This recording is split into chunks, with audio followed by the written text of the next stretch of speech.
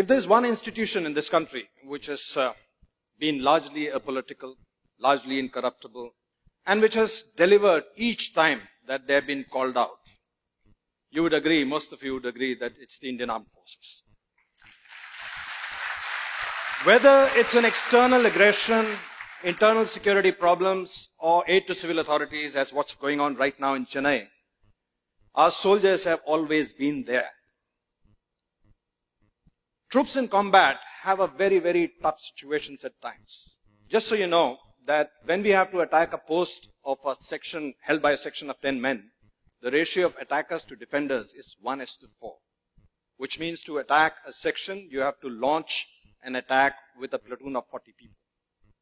In the mountains, this ratio changes from 1:4 to 1:10. Because if you have a section of 10 men holding a post, a company minus of 100 have to launch the attack, because only then about 10 or 15 will reach on top. That's our attrition rate, 80 to 90% attrition. And unlike corporates, our attrition is permanent. Like most mistakes in the army, our mistakes come home in body bags. So when these 100 men are lined up and they're looking to the right and their left, they know that out of the 100 here who begin the assault, only a handful will see the end of that day. Most of them would be dead, and many of them would be worse than dead, handicapped, amputees. And yet, they will write their last letters to their families, to their parents, to their unborn children at times. They will heft their battle packs, cock up their rifles, roar the war cry of their Paltan, and they will launch that attack. A question I ask very often in B schools is, why do our soldiers do this? And across B schools, from the young students, from the cream of our country, the future leaders, the answers that I get is because of patriotism, because of the national flag, because of the uniform. They do it for us. That's what they tell me. And that sounds very nice and warm and fuzzy inside. Until I put up the map of India and ask a very fair question. I ask them a question that if you believe your army is doing it for you, where are they doing it?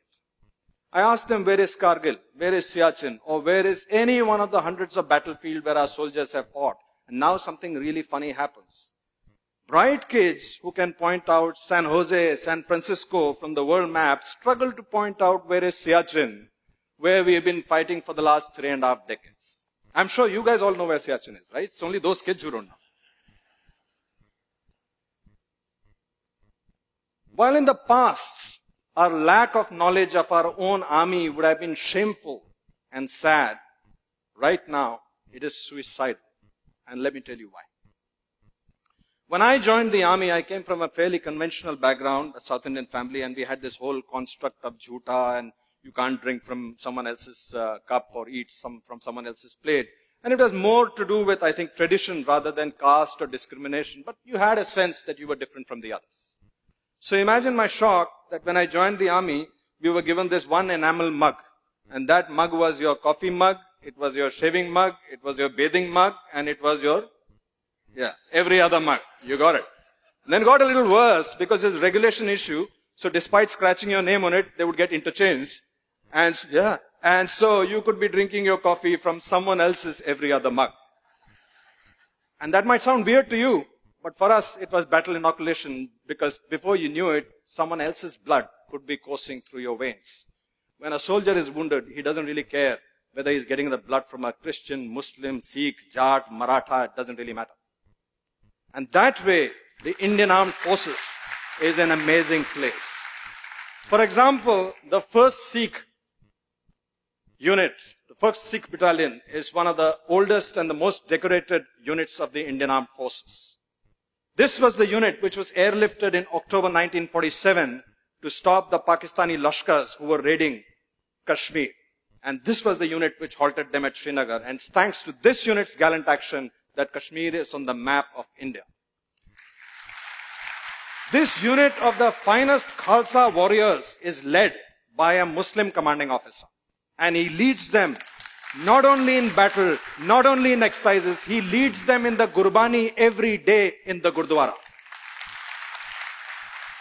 Or take the case of Trija. In 1965 operations, they were tasked for one of the most difficult tasks, which was the capture of a location called Dogre.